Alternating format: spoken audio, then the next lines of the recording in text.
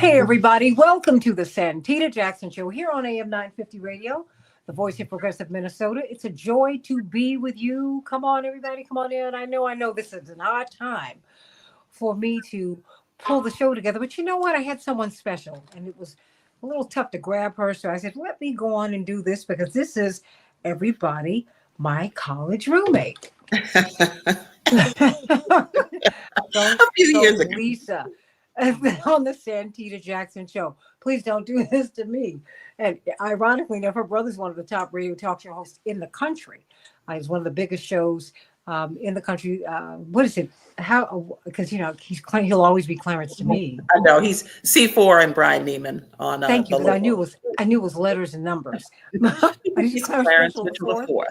C4. Absolutely. Yeah. But we have been talking about Black history. And more than that, American history. Black History Month was created by Dr. Carter G. Woodson, right, because he said, I want us to see Blacks in history, not just to see Black history. Right. And so let's talk about that, because we have all come together to make this American project work, to make it great. We want to make America great. That really is the point. America has all that it needs in its DNA to be great if we would turn in that direction. We can do that. But one of probably the most storied Black family in the American landscape, politically, in the civil rights space, when I say generation after generation after generation, would be the Mitchell family. Mm-hmm. And you've got grandparents who've been presidents of HBCUs. Your grandmother was the first African-American woman to sit for and pass the bar in the state of Maryland. First Black person to go to the University of Maryland Law School, which is where Thurgood Marshall could not go. Mm-hmm. Your grandfather, Clarence Mitchell Jr., was known as the 101st senator. Yeah. Indeed, he was the preeminent lobbyist for civil rights in the 50s and the 60s through the 70s when he retired. Mm-hmm. And indeed, when you look at probably President Johnson's last public appearance just before he died, mm-hmm. he and his wife were sitting with a Black couple. Yeah. And that couple, those were your grandparents. Mm-hmm. But he owed so much of the success of his presidency and so much for which he is now remembered to Clarence Mitchell Jr. and the symbiotic relationship that they had.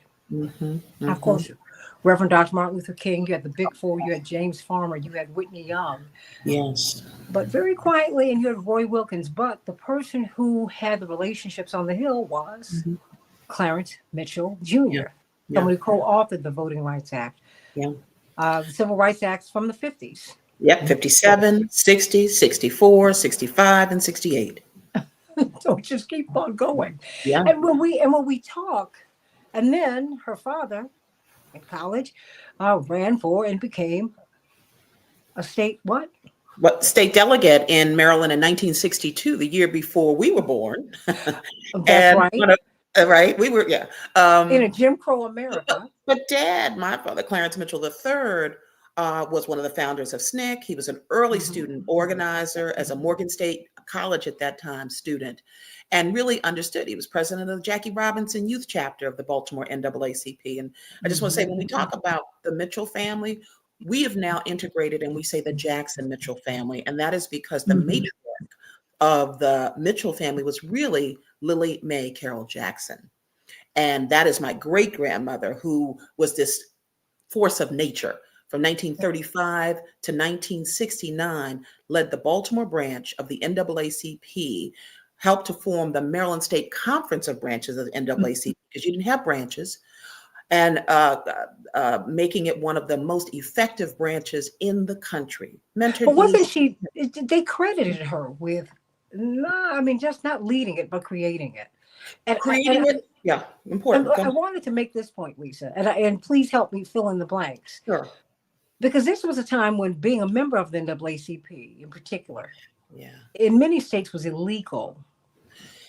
So, right? Because Rosa Parks was the state Mm-hmm. secretary in Yeah. Alabama, and it was Yes. illegal to be a member. And I just, because what I want to help people, what I want to help do today, because you and I have these conversations just as girlfriends, and we Yes. have, Yeah. and people have chided you and me Mm-hmm. for not sharing them formally, Yes. Yes. because you and I, we don't take things for granted, but I think you and I have taken things very seriously.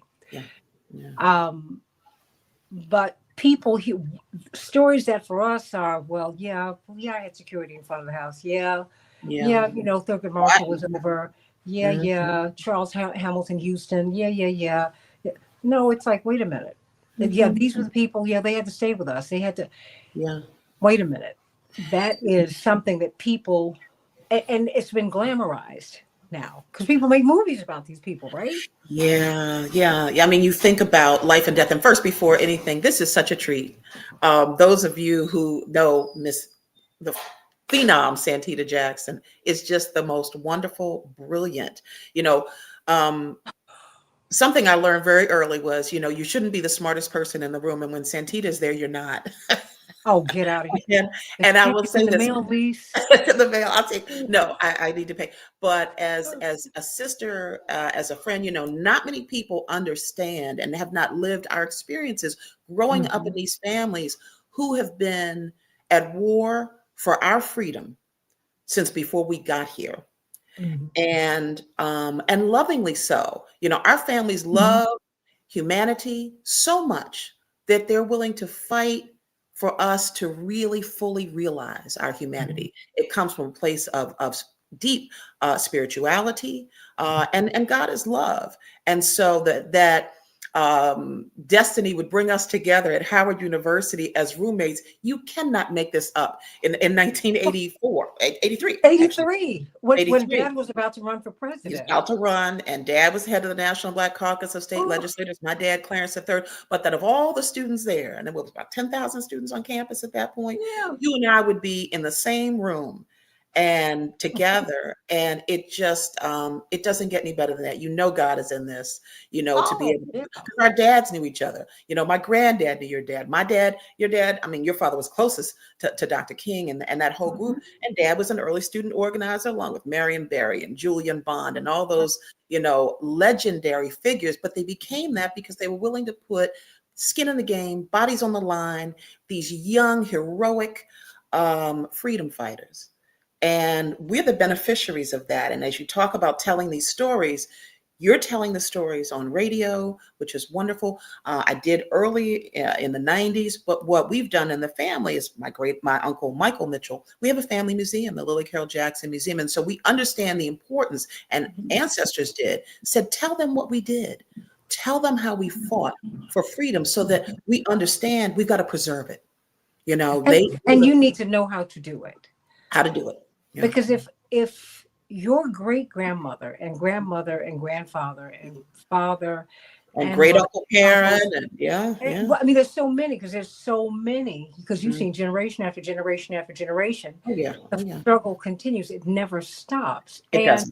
I want to take the glamour off of it, Lisa, Yeah, yeah. because now we're living in a time when I have to tell people, when I hear people say that nothing has changed, I'm like, oh no, so Okay. much has changed, Hmm. but you Hmm. must now do your part.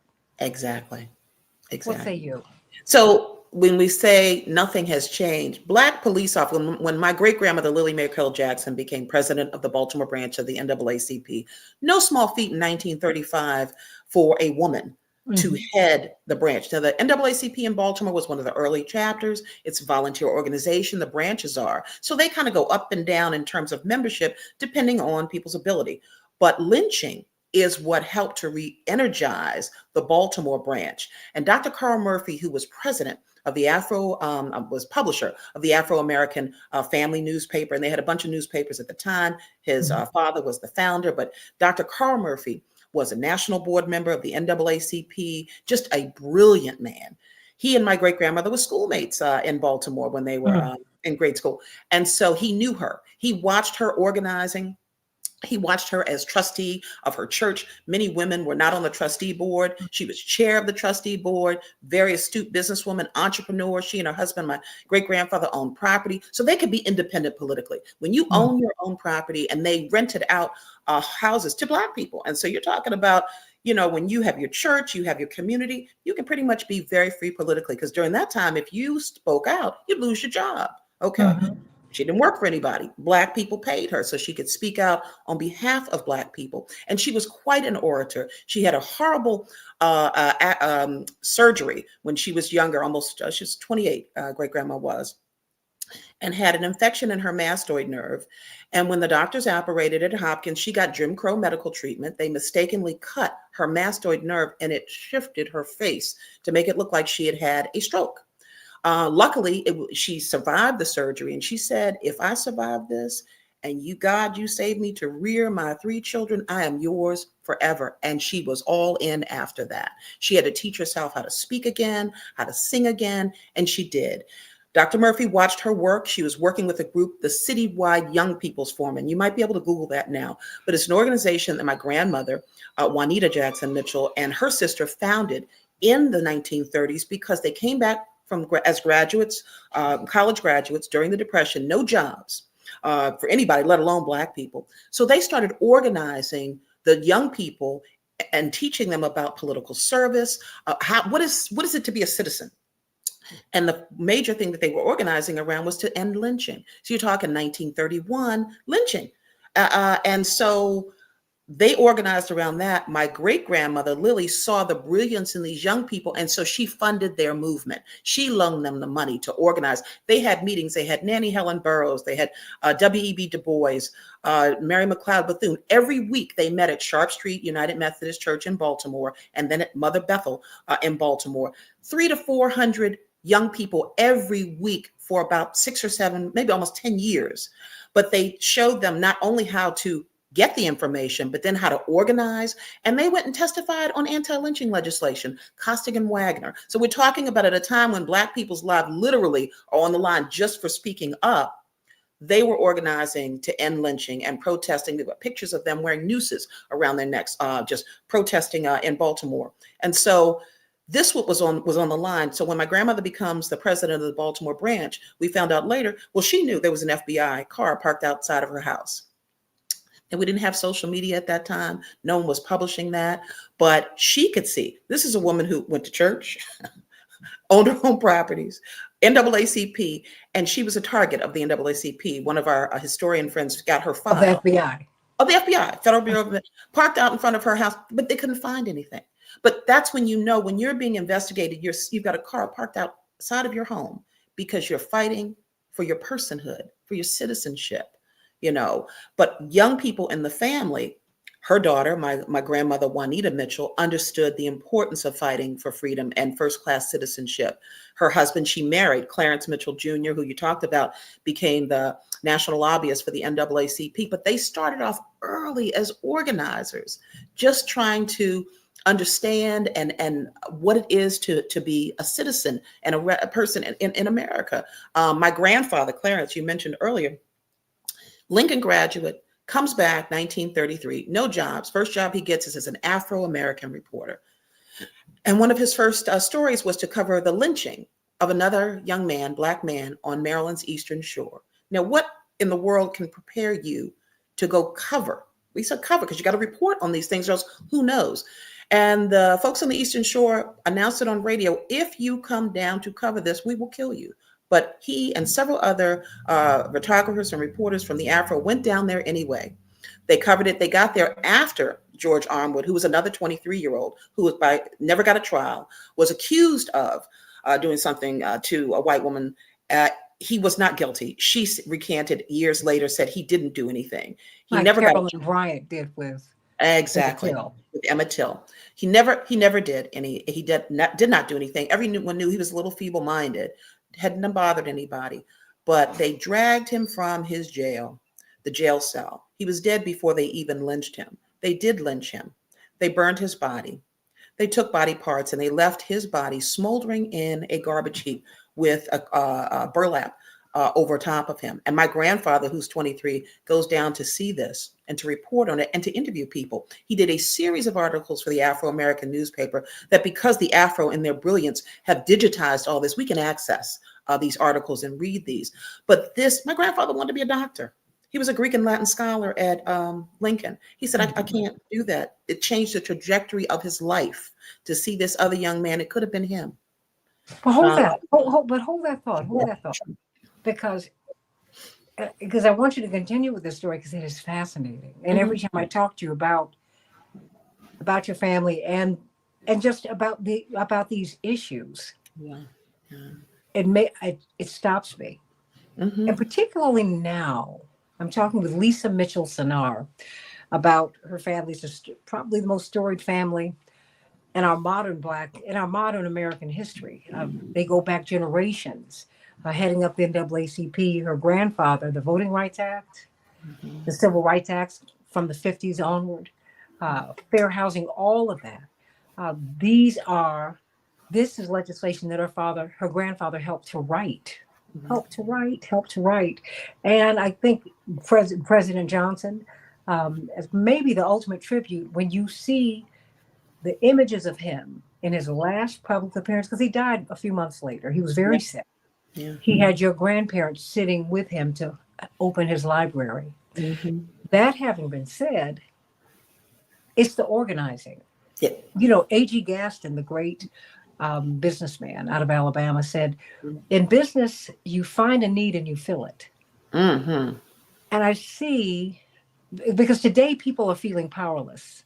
Because even with the work that you and your family continue to do, with your brother and his radio show, your cousins in their work in the public space, and we don't even need to get into your uncle being one of the first Black doctors at Johns Hopkins and opening the doors. I mean, there's just so much that you all have done.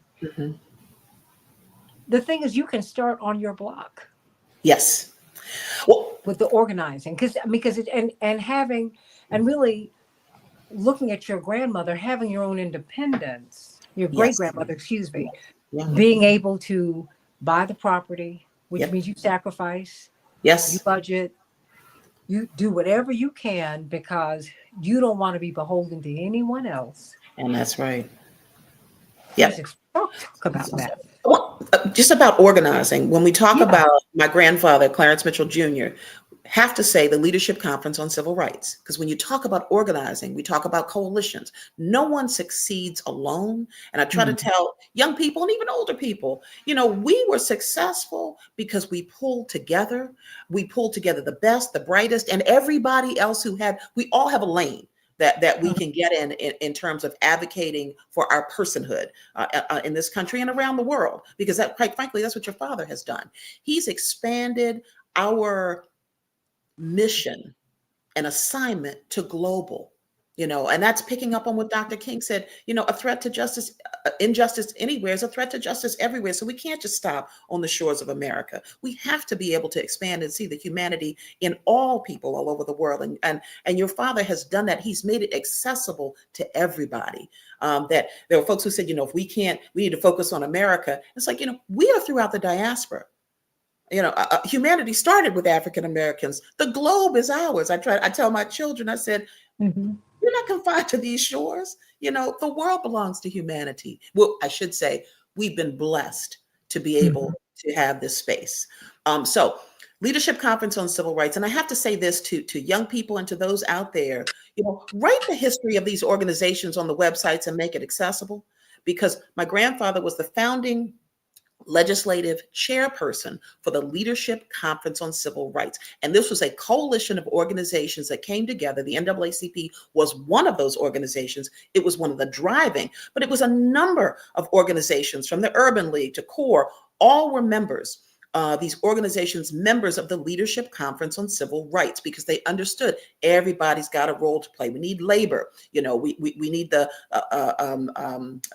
all the different organizations, whether it's civic groups, you name it, can come together, because everybody, when we try to get the message out to our community, we're not a monolith, and we don't have to be, but to be able to get the message out. And so Grandpa Clarence Mitchell Jr.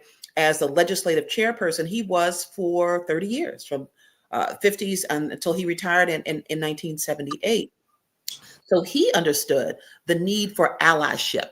And when we organize, and we've talked about this, we come at it from different places. We're all trying to get really to the same place in terms of whether you are, and I didn't grow up with the partisan, are you a Democrat? Are you a Republican? First of all, my grandfather was an independent for his whole career because he lobbied members of Congress and the US Senate, so he couldn't take a side. Our side is our issues are our side. Who's with us? President Johnson was not an advocate of civil rights. He helped to water down the 57 Civil Rights Act when he was a US Senator. But he was someone who understood, when explained to him, how's history going to look at you? He was a man of his time. He understood legacy versus a moment in time. And Grandpa Clarence Mitchell Jr. understood you got to be able to talk to anybody. Mhm. Don't throw down a gauntlet because you did this, I now can't talk to you. He said you need votes to get legislation passed. It's great that we're protesting in the streets because that gets the public awareness of the issues. And legislators respond to their constituents, to voters. They don't get to sit there if they don't get the votes to win. And Clarence Mitchell Jr. understood that. And so they did have a very strategic lobbying effort in what are called swing states, members who could maybe vote for civil rights, but maybe would not. But yeah, you go in and let them know, if you don't, we will find someone else who will. But hold on, Sure. because the fact with your, because I want to pull some of these things out for the audience, Yeah. because I think that we've gotten locked into parties. Yeah. And that is, I've tried to convey, and help me with this, our relationships with parties it's been a fluid relationship. It's been dynamic. It's not been static.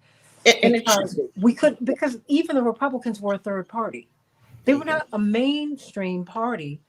They were an abolitionist party in large measure. Yes. And they were not mainstream. No. And so, as your grandfather was lobbying, his principle, when he walked through the door, people knew civil rights was his thing. That's it.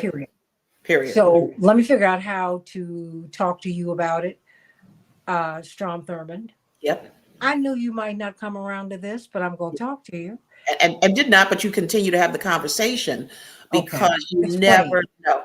You just don't know what is going to happen with someone, a person who's in office, if you keep talking to them. I think about an example is the 57 Civil Rights Act.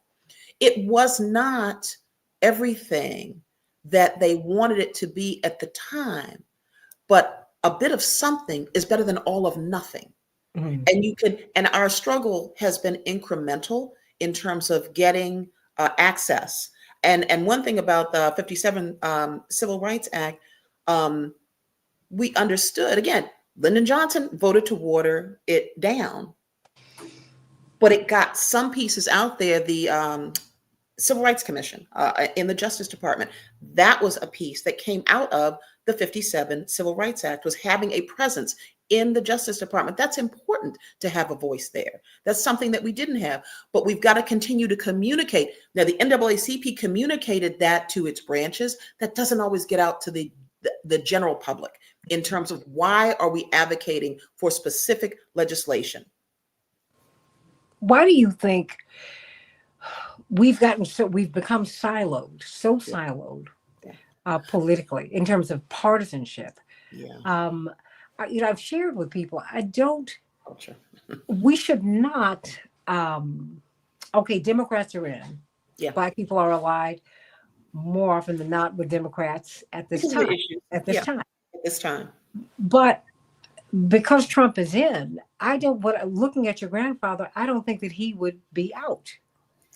Do you think he would open a door? While taking umbrage with his policies and maybe with him. Yeah. You still have to push to get in. You still have to be willing to have the conversations. Now, when it comes to our elected officials, that's different. Our movements have not been carried by elected officials. That's number one. Okay. We have as a community organized to push whoever is in that space to adopt our agenda based on our votes. And so it is good that we have advocates and people who look like us and think like us in these elected positions. It's helpful, but we didn't have as many Black people in 57 and 65 in the Congress, and yet we got these monumental pieces of legislation passed. And so we look at strategy. We don't put everything into one bucket. So something I think we should be rethinking is, why do we put so much money in elected politics? We don't have the kind of money to do that, right? Most communities don't. We look at how much it takes to get a seat in Congress. How much does it take? But local elections, those kinds of things that help to determine the redistricting and those things, we got to think strategy. But when it comes to our organizations, joining an organization that you affiliate, that really speaks to what you do, whether it's a Black Chamber of Commerce, whether it's the NAACP, whether it's the Urban League, whether it's there are newer organizations that have come out. We've talked about this. I mentioned Leaders of a Beautiful Struggle here in Baltimore. Put your money where your issues are and where people are doing the work of actually creating movements around legislation, around issues, I should say, that we want to then put into legislation and become law. So what are you seeing now? I mean, because we're in a very interesting place. When we were in college, having a Black man launch the first major run to the White House, that was 83 was an interesting year. That was incredible.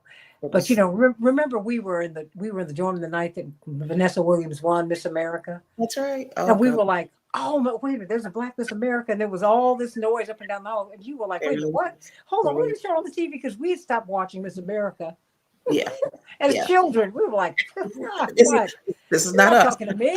Yeah. And then you had a Black man go to space, Guion Buford. Yeah. Then you have Jesse Jackson. And then you have Michael Jackson, whose album was becoming the biggest selling album of the moment and then of all time. I mean, all this stuff happened in a cluster, right? And the world changed tremendously. And I remember the day that my father announced, he said, as of this day, nothing will ever be the same. No. And it has not been. It has not. But now we have a lot of Black people running, and women, because of course he got a woman on the ticket. People don't give him credit for that, but that did happen. Yeah. And it didn't happen. He pushed for it. He was the only top tier candidate to vow to put a woman on the ticket. And the eventual nominee would not concede that point until we were about to get to the convention. But did you know they were trying to keep Reverend off the ticket? Oh, yeah. Oh, yeah. Because he had done so well. Please talk about that, because people don't know. Well, the thing is, it was a block of about 7 or 8 people running. Reverend was not supposed to make it out the gate.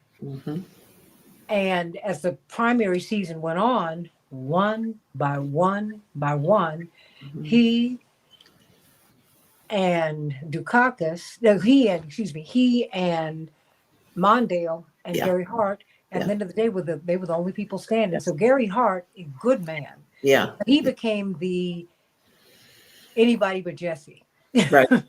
Right. But it was a shock that he had 3.5 million votes. Because up to that point, no one, and really even now, no one has registered more people to vote in the history of the Republic than Reverend Jesse. You stop right there. Pause right there, because what you said, no one has registered more people to vote. And this is where our power is. And this is where Reverend was brilliant in terms of understanding allyship, that we have far more in common than we have that separates us. When I came, I think it was South Carolina, one of the Rainbow Coalition, one of the announcement when we drove down in 87. Oh my gosh. He said, okay. North Carolina. Yeah. To look at the landscape of who was supporting Reverend Jesse Jackson was familiar, because this was what I saw with my ancestors. The allyship, the inclusion, the understanding that we can work together to get humanity recognized. Because this is the day, this is what we're talking about, is being recognized as a human being. You know, we talk about citizenship and these things. I don't have to be a citizen for you to treat me like a human being. I was a citizen. Our ancestors built the country. Okay. But it shouldn't take that for you to recognize my humanity. And when we look at poor whites who were disenfranchised and others, ethnic groups who were disenfranchised, you know, they got it. You know, this is about our humanity, just being able to live a life. But what are we missing today? I mean, because I see, Oof. I mean, because there's a Okay. lot. I mean, So because you know what we're missing? help me, because Lisa, we're looking at, we take for granted that a black person can become president, can become U.S. senator. When Yeah, we but were growing up in but 83 and 84, and that was not. that was not a given. Well, it was a possibility when you saw the campaign of Reverend Jesse Jackson. And I have to say the Rainbow Coalition, because he didn't make, it wasn't about him. It was about the collective. He was the voice of a movement. He was But he was also coming out of a time, because I can't disconnect him from the work that your family did. Oh, yeah, it's a continuum. Did, and that Ron Dellums, all these people. There was a consciousness, a collective consciousness, even when, and let's just keep it 100. Yeah. There were conflicts between Roy Wilkins, Dr. King. Well, yeah, I think it's important for people to understand. It doesn't mean anybody hated anybody. Oh, yeah. It just meant that, no, I mean, look, they pushed Dr. King dead last at the March on Washington because they didn't want him to speak. And they thought that if he was going to be late, then nobody would be there, but they were waiting for him. Yeah, and I'm just saying, things like that happen, okay? Oh, there are egos involved, but again, look, but they went past able to accomplish, because operational unity. You know, you got to be able to function together if you keep your eyes on the goal of what we're trying to accomplish. And you know, everybody's got personalities and that kind of thing. But doubling back, when we think about the founding, for example, the founding of the Student Nonviolent Coordinating Committee. Understanding because your father, which is Marion Barry. There's a really iconic picture that they took on the campus of Clark Atlanta when a number Dr. King, of, right? Yeah, Dr. King. Life magazine was following him. And I remember my dad telling me this, Clarence Mitchell III. I keep saying my dad, I'm going to say Clarence Mitchell III, 1939. He passed, became an ancestor in 2012. I was interviewing him, talking with him about his life. And he said, you know, Dr. King had a family and children. So frequently, those of us who were not as close to him, when he would bring us around, sometimes we'd go home with him. Because he said, this is time I got to spend with my family. You guys got to know I'm out here, but I got to spend some time with family as well. It humanized him to these young people because he was older than they were. He's 29, 30, you know, and they're like 19, 20, 21. He's an old man. He's an old guy. But thinking about this, it has always been the young people, though, who have driven, put themselves on the line to really push movements. But saying that to say, they understood, they laid the groundwork, they founded organizations that would speak to the issues that they were really trying to get communicated. And what we've forgotten, I should say, and some have never known, what it took to get these things done. See, like we were talking, it's a garden. Life is, you have to maintain it. Our ancestors were at war to get us into the American life. I mean, just to be able to live, not understanding that the same people who did not want us to be there in the first place, as soon as the legislation was passed, there were already efforts to undo that, to take it apart. Look at the Reagan Revolution. Okay. Because that was also going on. But first, because he ran in the context of that. Yeah. And I'm saying, and your father was organizing Black legislators, state legislators all over the country in that context, because there was an understanding, that generation had an understanding that we needed to be in lockstep with each other. Look, you and I knew that if the phone rang at 5 or 6 in the morning, it was your dad or mine. Yeah. Okay. Yeah. Because they were up working. Yep. They were pushing, they were organizing, because both your father and mine were organizers. We're organizers. Dad, my father, Clarence III, ended up running for the House of Delegates in Maryland in 1961 was when he actually won. He took his seat in 62, but How he old was ran he? 21 when he won. He became 22 when he actually was sworn in 1962. And my brother was born election night, but that's all. I'm getting it wrong. 62 was when he won. 63 was when he took his seat as Clarence the Fourth. My brother was born election night, May 16th. Mom said she went into labor, and here we go. Yes, he was But born in the middle of the Selma to Montgomery March. they were Morgan students. Dad was an organizer already with the Jackie Robinson Youth chapter of the NAACP. They were already leading pickets to desegregate the stores that were around Morgan State's campus. The students couldn't shop, couldn't try on clothes at the mall that was right adjacent to Morgan State College. So they led efforts. It was a civic interest group. And so high school students, college students from around the city were protesting to open up public accommodations in Maryland. And this is in 1959, 1960. And Dad was president of Jackie Robinson Youth, but a member of the student civic interest group at Morgan. And they were just phenomenal in terms of what they were doing. But they learned from the adults how to, get things, how to organize. And they also understood this whole network of other people that they needed to communicate with. You couldn't just do it in Baltimore and in Maryland. You needed to also be in Georgia. You needed to be in North Carolina. You needed to be, so they understood the importance of network. We thought, and people thought, we've gotten these laws passed, we can just live our lives. And that's just not how it works. My great uncle, Congressman Perrin J. Mitchell, said, you're in it for the rest of your life. It is what we do. You're always going to have to advocate, those of us can play different roles. But like when they founded the Congressional Black Caucus, Ron Dellums and just the Congressional Black Caucus. Augustus Hawkins. Thank you. Go down the list. Fauntroy.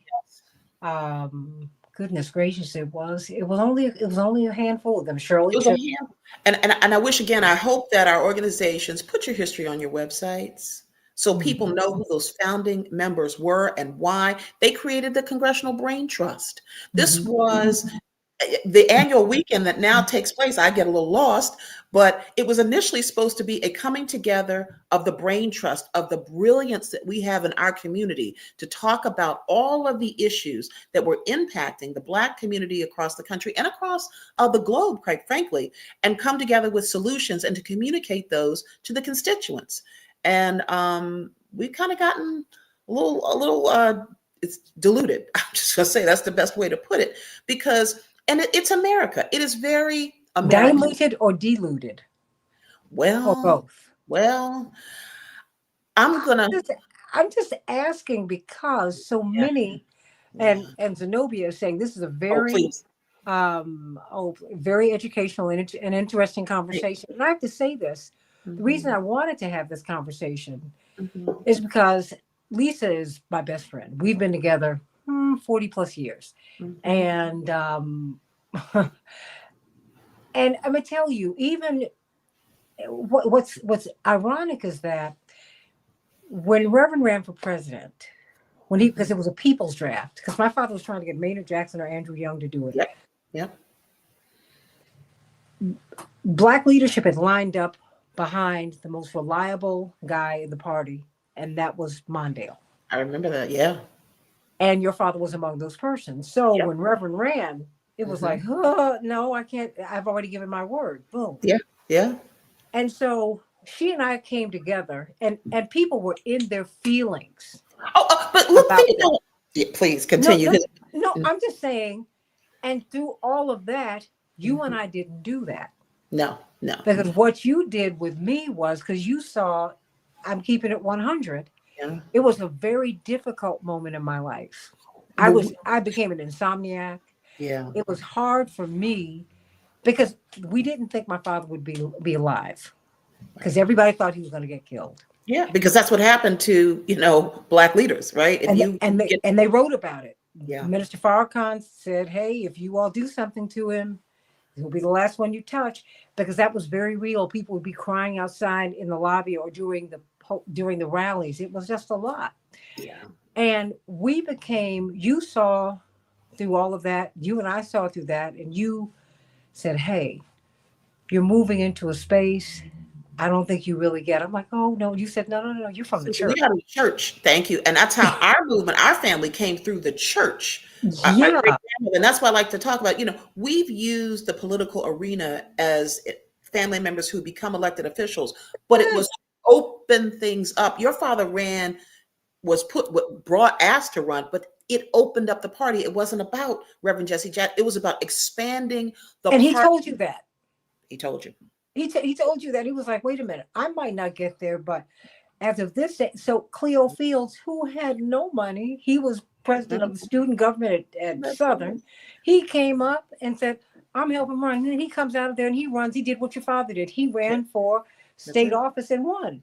Well, because Dr. King said, sit in the legislatures. We're doing sit-ins because my dad said, the nonviolent, I understand it as a philosophy, but in practicality, my dad was a boxer. Somebody puts their hands on me. My grandfather, Clarence Jr., boxed as the Shamrock Kid to pay his way, help with the family in high school and college. My grandfather. And he said, I appreciate it as a tactic. But even as a Christian, he said, that's not a philosophy I can do. So dad said after he participated in some of the sit-ins, he said, you know what, I'll just go ahead and run for office. He said, we'll sit in the legislature. And Maryland had its public accommodations in 1963, before the 64 public accommodations was passed. And But so it was still a Jim Crow. oh yeah. Well, but I want people to understand that, because people are doing a lot of fighting, Lisa, also during this period. You're seeing families fall out Yeah. over Trump Mm. and whether they support him or not. Yeah. And you and I didn't do that. No, And some, we were sitting together when my dad announced on behalf of the National Black Caucus of State Legislators that they were supporting Mondale. And then, my dropped, and you and I sitting there watching the black and white TV on my bed black and white, at Howard University.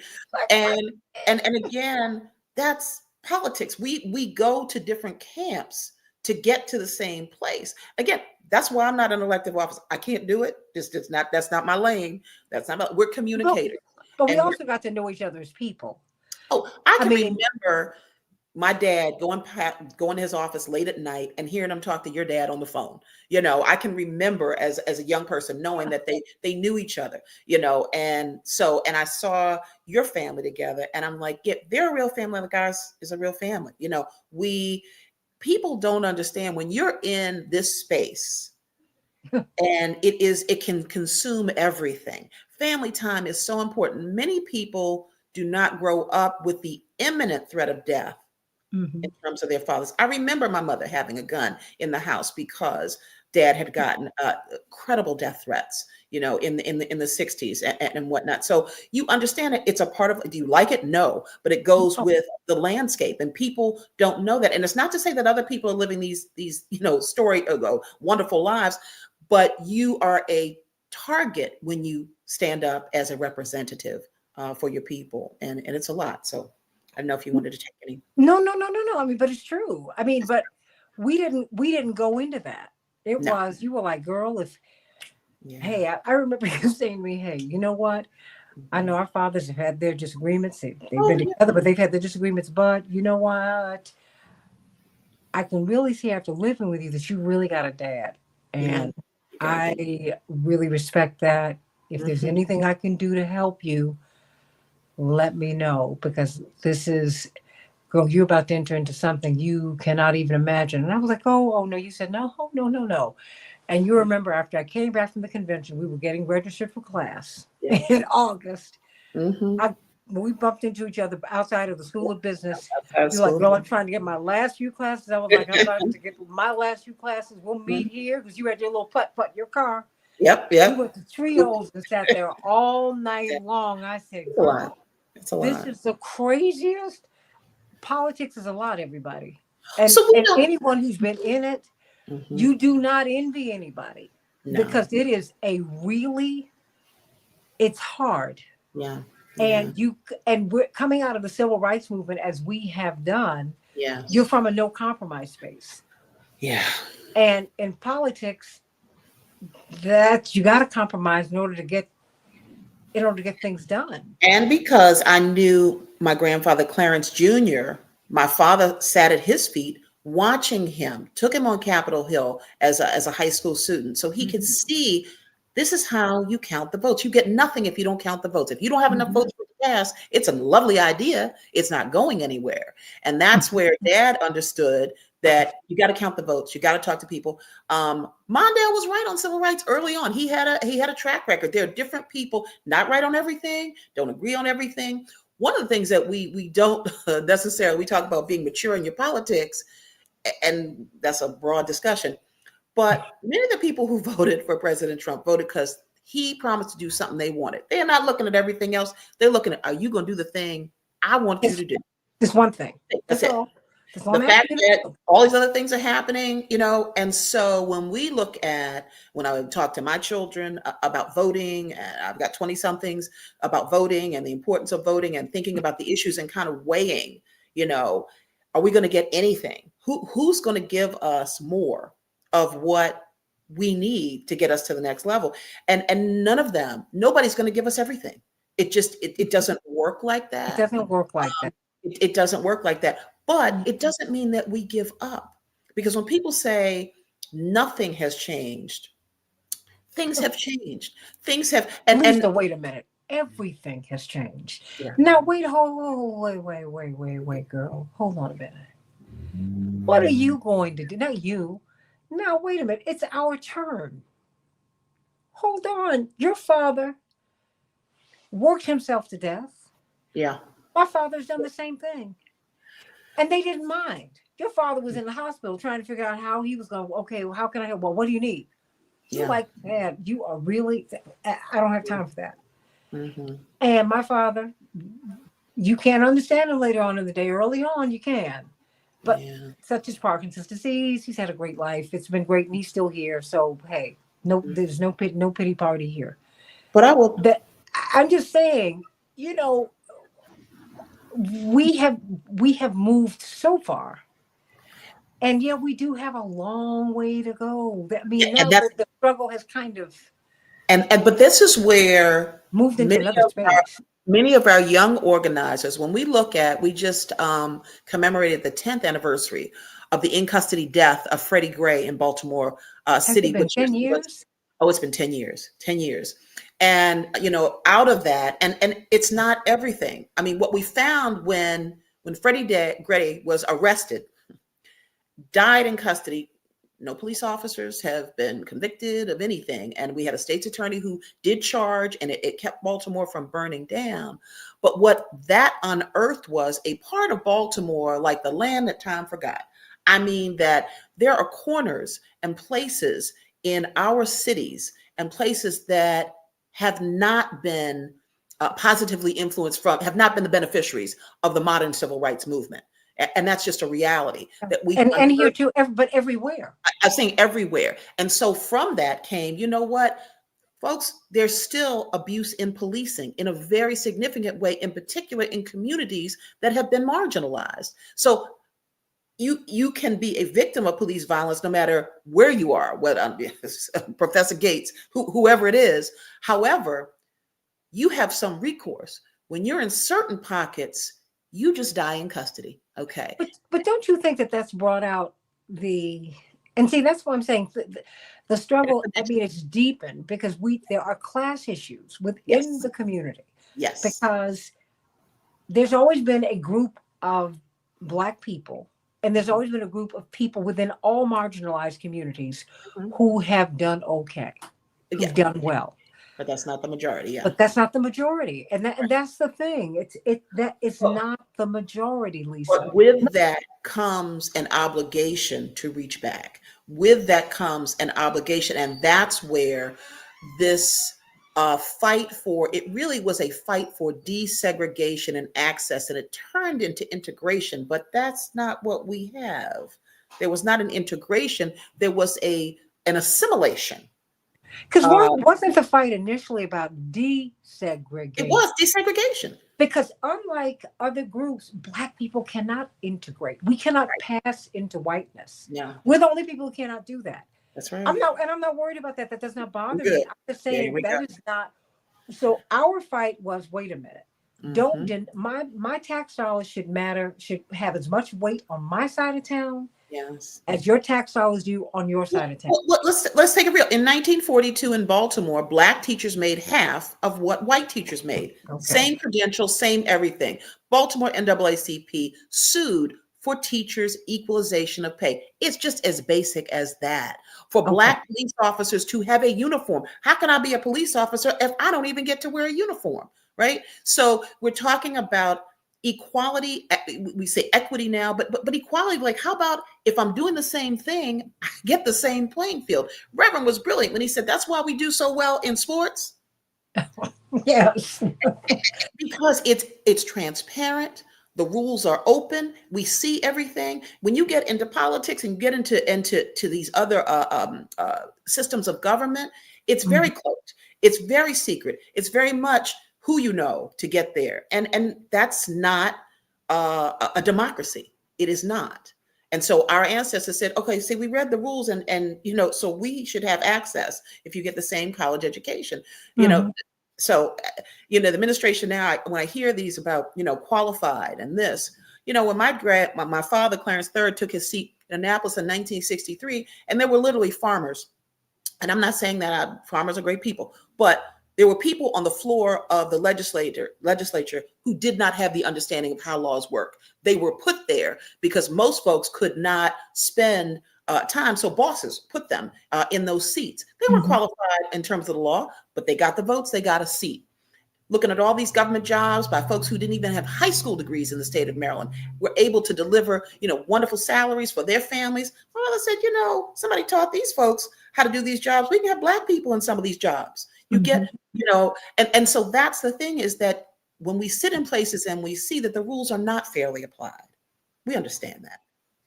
Well, and that's why I'm saying I think we've got to continue to tell Hmm. the history. We've got to tell our stories, because Yeah, if we don't, yeah. we miss that. Because I don't want these stories to be far, far, far away. These are ordinary people who God used in extraordinary ways. And I'm going to say a Yeah. couple things. I know Yes. you guys are working on things. ClarenceMitchellPapers.com. And I don't know if I can throw it into a chat, but I'll do ClarenceMitchellPapers.com. it. My grandfather not hired, but agreed to have Denton Watson do his biography before he passed away. And Professor Watson is at SUNY Old Westbury and has spent the last 40 years. He first wrote Line in the Lobby, Clarence Mitchell Jr.'s struggle for civil rights, but he extended, after the biography that he wrote, and Grandpa did write the foreword for it, he extended it to volumes documenting how the legislation got passed. But ClarenceMitchellPapers.com lets you into the story of how did, from my grandfather Clarence Mitchell Jr.'s perspective, his work toward the passage of the major civil rights legislation of the 20th century. We have the Lily Mae Carroll Jackson Museum in Baltimore. My great grandmother, Lily Carroll Jackson, willed that her home become a civil rights museum. She said, tell them what we did, tell them how we fought for freedom. It was owned by the family initially. We conveyed it to Morgan State University because it's a lot to do a museum, but it's a partnership. We got the history to them. They revitalized it, restored it, but lilycarrolljacksonmuseum.com. And Santita, I've talked to me about book club every month, every other month. We're doing our own education about our Mhm. civil rights story in Baltimore, but that touches the country. And so we have the ability to tell our stories. We do need to be able to spend some time doing that while we're still advocating for change. Well, I have to tell you, I cannot wait to have you back on the show to talk about more, because because I think it's important that we tell these stories. There are so many stories to tell. And And oh no, please go I on, just please. say to families, most families have a story to tell. They haven't documented it. We come across families that have a repository of things. Share them, with the young people in your family. You and your siblings have shared them with the generation coming, your nieces, nephews, and shared them. But we've got to share those stories so everybody knows. My grandmother, great girl, used to say, I was born, I wasn't hatched, and I come from people. I come from people, and Mhm. so many people have not told those stories to their family and to the people around them, but they're really important, and it gives us hope. Just this past week, the community, I have to say, Carl Snowden and the Caucus Mhm. of African Americans and the Martin Luther Jr. King Committee dedicated a memorial to my great uncle, Congressman Perrin J. Mitchell, Maryland's first Black congressman.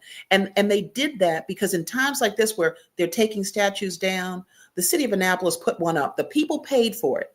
Mm. Put in the city of Annapolis. And that gives me hope because people came together to do that, to say, we got to remember who has fought for us, how they fought for us, and it gives us the inspiration to continue the work. We're grateful. Life is hard. I shouldn't even say life is hard. Life is a journey, and we have been blessed with some phenomenal people. And Santita, that you are sharing this news every day. And I know it takes a lot, but it's inspirational. It is a lot, but it's a blessing. It's a It is. blessing. It It's a is. blessing. But I have to tell you, it's a lot. But it's a blessing. And I thank all of my friends and family at AM 950 Radio, the voice of progressive Minnesota, for being my home. Yes. And I will just say, it's important to be able to tell people in real time how much they mean to you. Yeah. And I can tell you, Lisa, I love you with my whole heart, and I thank God that we have been brought together Yeah. in this life, girl. It's been quite a journey. It's And been still quite a blessing. going. It's still going, yeah. And still going. But it's been a blessing. It's been a And blessing, and this is what that's what friends are for, and it's been a real blessing. And I just thank you for sharing your family with me. You've come into my crazy family. We've had some fun. and back at you. Yes, your brothers, your mom, everybody. The thing is that, Ooh. God, there's a God when you get to have families like ours. Oh You yeah, and your absolutely know beautiful children, your wonderful husband. Oh boy, that. it's just been a blessing, and I thank you for sharing your family with all of us. And Zenobia, I hear you talk about my father's health, and if it was better, he's the only Uh, man would be able to bring Mr. Garcia back. Well, mm, yeah, that's that's possibly true, but now he has shown you yes. Clarence Mitchell Jr., Clarence Mitchell III, Clarence Mitchell the Fourth, Mm, Lisa. People are mm, showing you every day how the work needs to be done. I mm, hope that as you read about Clarence Mitchell Jr., as you read about this family and all the work that they've done, as you read about Juanita Jackson Mitchell, these are ordinary people who yeah, decided to do their part. that's it. Everybody's got something they can do. Yep. Everybody. And I hope that's your takeaway today, everybody. We all have work to do. Mm, Let's get together. Come on, everybody, do the work, because now you got a senator who laughed about um, mm. when they said to her, "Hey, you know what? With these cuts, people are going to die." She said, "Yeah, well, we're all going to die." And when One. she rendered her apology, she rendered it from a graveyard. Mm, Joni Ernst. mm. That's where we are, y'all. We're going to talk with Alex Lawson about that later on this afternoon at 4 Central Standard Time. But that's why you have to keep fighting. That's why you have to keep pushing, Mhm. because it's that kind of thinking that's out here. But my sister, I can't wait to have you back on the show. Same here. Same here. I See, love now, you. now you see why we're on the phone for hours and hours. Exactly. The little time that I do have, I'm talking to her. Right now. Like, girl, Yes. can you believe this? She's my girl. Can you believe this happened to me? Everybody's got one of those. This is mine. Yes. Girl, can you Yes. believe this happened Yes. to me? I That's can't it. believe it. And you I got to was calm me down I because was I am I was through. born Yeah. with one brother, and then I got a sister when I went to Howard. So I got another look, I had a baby sister and I got one in real time who came yeah, here 2 weeks before I did. that's something. That a couple So weeks. Got you by a couple. Got you by a you got couple. me by 13 days, girl. That's That's it. it. That's it. But I love you. I love I you. And love you, these are girl. important conversations. Thank you, Santita, for what you're doing. I know. Thank you for all that you do. All that God. you do. All that you do. See you all at 3 o'clock Central Standard Time and 4 o'clock Central Standard Time. But love you, everybody. AM 950 Radio, the voice of progressive Minnesota.